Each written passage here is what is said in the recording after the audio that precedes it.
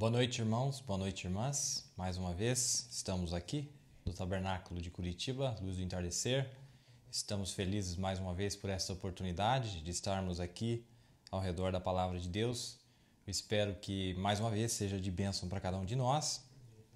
Assim como Deus tem nos abençoado nos programas passados, Deus tem sido muito benigno para cada um de nós, para comigo. Tenho aprendido muito, tenho regozijado muito no que Deus tem estado fazendo por nós. Estou muito feliz nesta noite, especialmente, pelo que Deus tem feito, não só por mim, mas também por toda a nossa congregação aqui e pela noiva ao redor do mundo, e ver o que Deus está fazendo, trabalhando no meio do seu povo, não é verdade? Nesta noite eu vou entrar em um assunto aqui. Na verdade, eu vou dar continuidade no assunto que nós já temos discorrido. E eu quero ir com um pouco de paciência.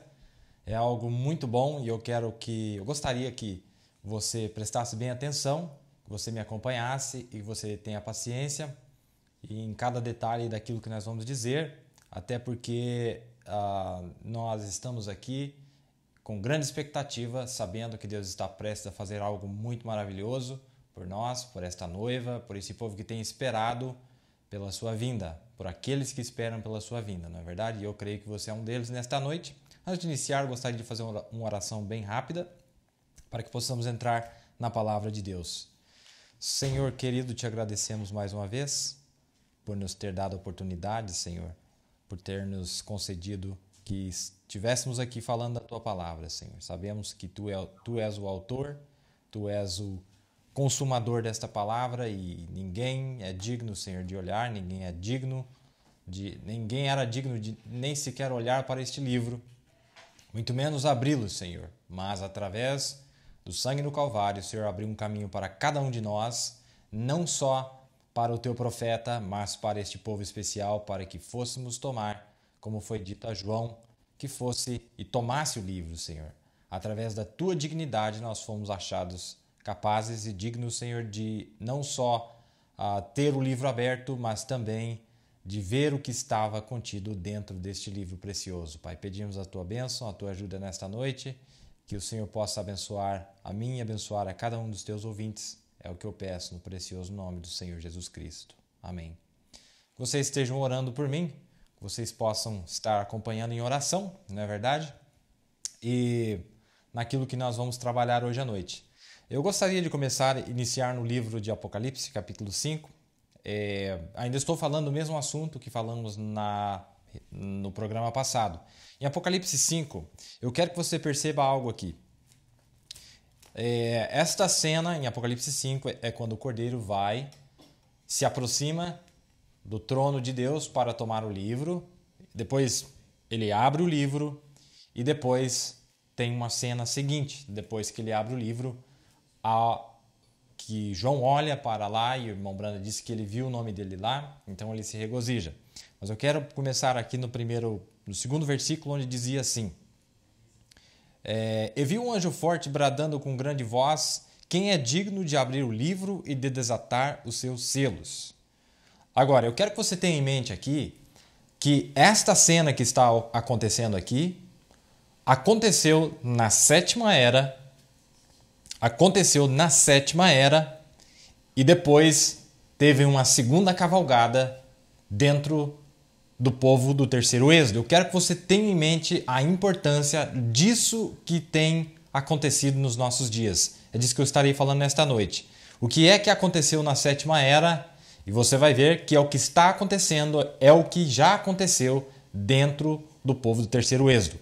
Agora, diz aqui, presta atenção. E viu um anjo forte bradando com grande voz: quem é digno de abrir o livro e de desatar os seus selos? São duas coisas que tem aqui. Veja, um anjo forte que estava fazendo um anúncio nas denominações, né? Nós vimos nas lições passadas que este anjo foi adiante do mensageiro. Ele, na verdade, é o verdadeiro mensageiro para a era de Laodiceia, e ele é o verdadeiro mensageiro para a era da noiva.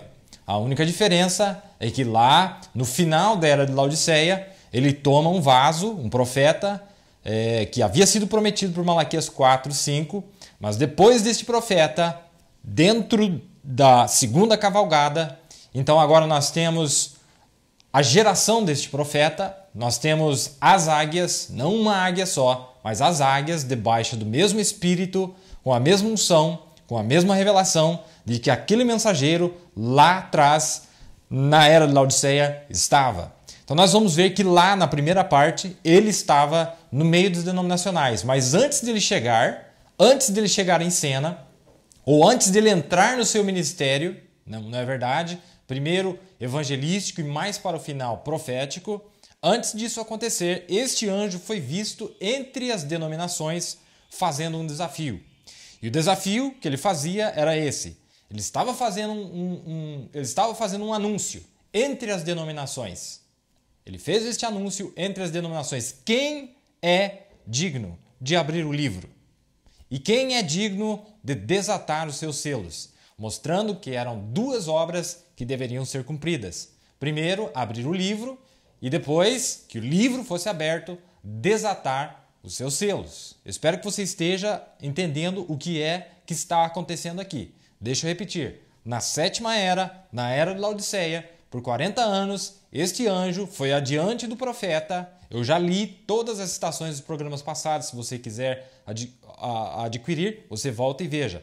Este anjo foi adiante do mensageiro terreno. Este anjo celeste, aquele que havia descido entre as denominações, ou estava condescendendo, estava nas denominações fazendo uma obra, e lá nas denominações ele fez este anúncio. Ele bradava com grande voz e dizia: quem é digno de abrir o selo? Quem é digno de abrir o livro e de desatar os seus selos? Então nós vamos ver que eram duas obras. Presta atenção nisso aqui, capta isso aqui.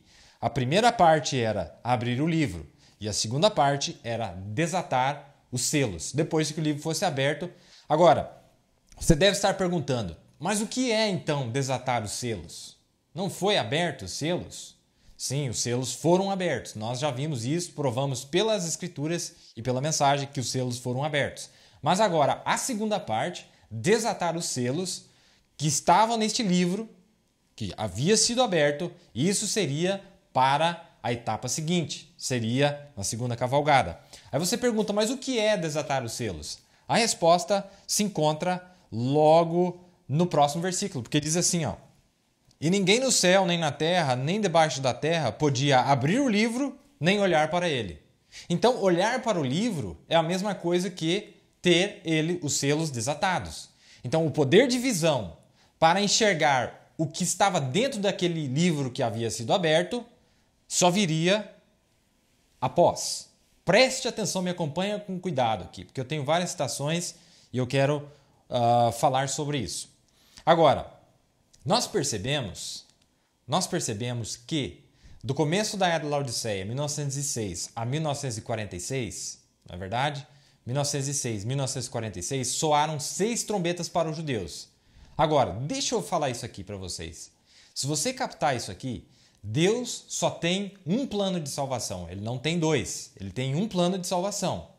Agora, ele tendo um plano de salvação, isso significa que a mesma obra que ele executa entre os gentios, ele tem 2 planos diferentes.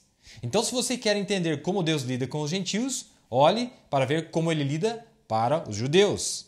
Se você quer ver como Deus lida com os judeus, olhe para os gentios e você vai ver que é assim que ele lidará com eles. Você está entendendo? Então nós vemos aqui. Ele diz assim: e ninguém no céu, nem na terra, nem debaixo da terra podia abrir o livro e o que mais? Nem olhar para ele. Então depois que os selos foram abertos, depois que o livro foi aberto,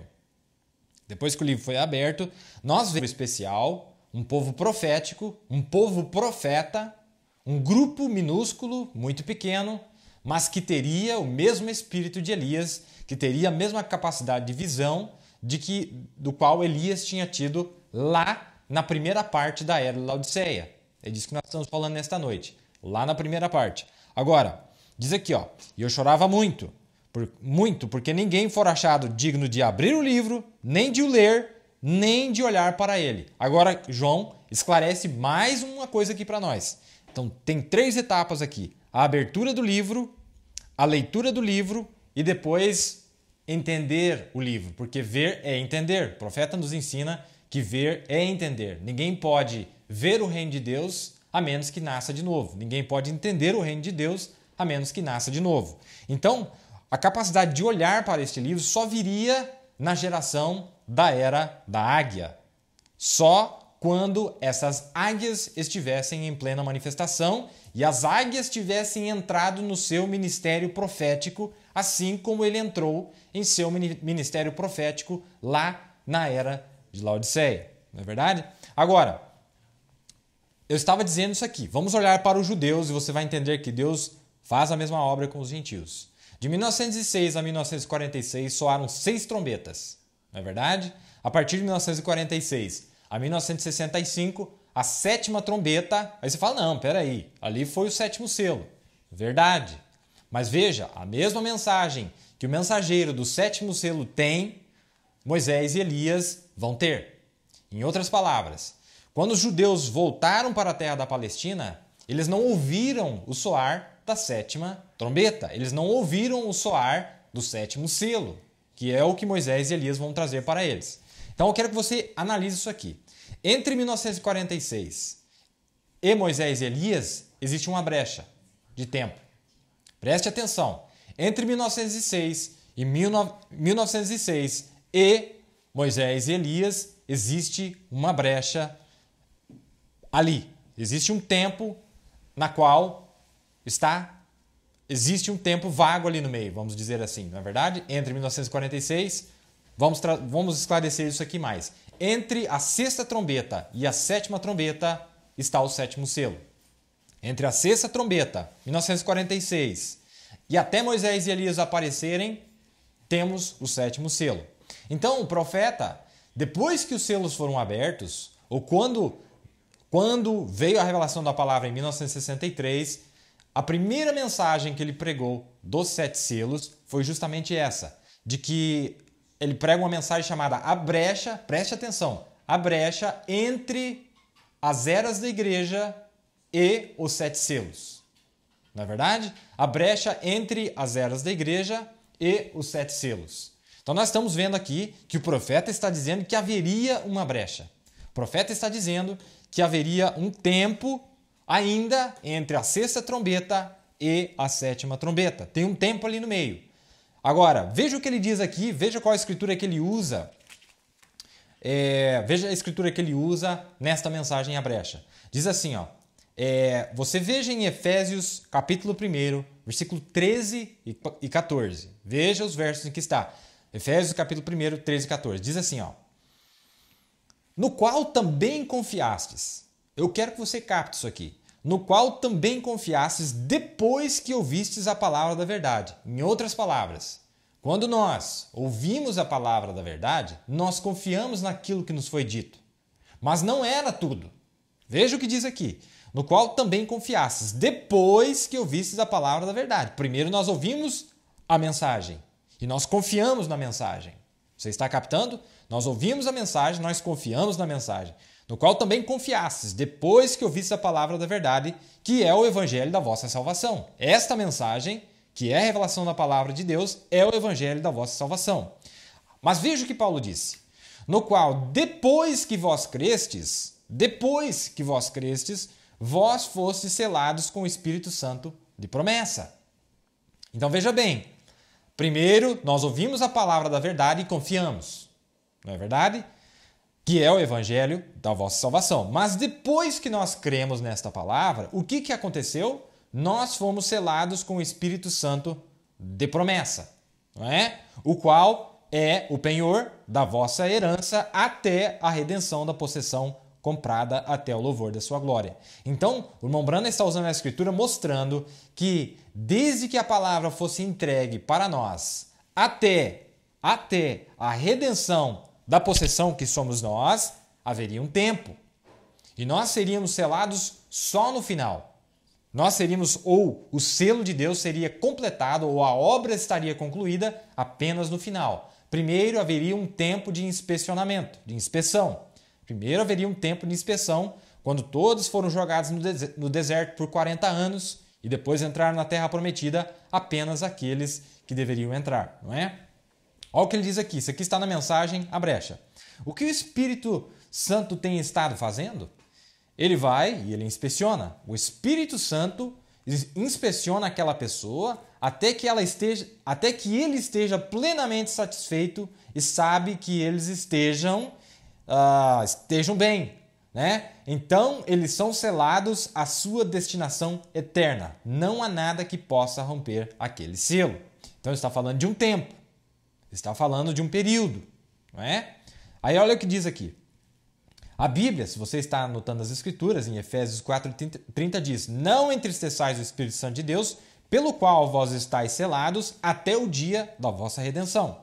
Segure esta palavra redenção, vem? Até o dia em que o livro da redenção haja sido revelado. Olha só, até o dia em que o livro da redenção haja sido revelado. Porque você veja, como eu disse no programa passado, quando o livro foi aberto, não quer dizer que ele foi revelado para mim. Não. Uma coisa não tem a ver com a outra. Primeiro o livro é revelado. Em outras palavras, primeiro é aberto um acesso para este livro. Mas só aqueles que têm um nome escritos neste livro, só para eles este livro seria revelado quando eles viessem à manifestação. Quando eles tivessem o poder de visão para ver o que estava naquele livro. Não antes. Não apenas ler, mas entender, ver o que havia, a visão que havia neste livro. Não é verdade? O profeta diz aqui, até o dia em que o livro da redenção haja sido revelado e o Redentor venha para reivindicar sua possessão. Nada pode fazê-lo. Até que isso aconteça, nada pode fazê-lo. Veja, até o dia em que o livro da redenção haja sido revelado e o Redentor venha para reivindicar sua possessão, nada pode fazê-lo. Vejam.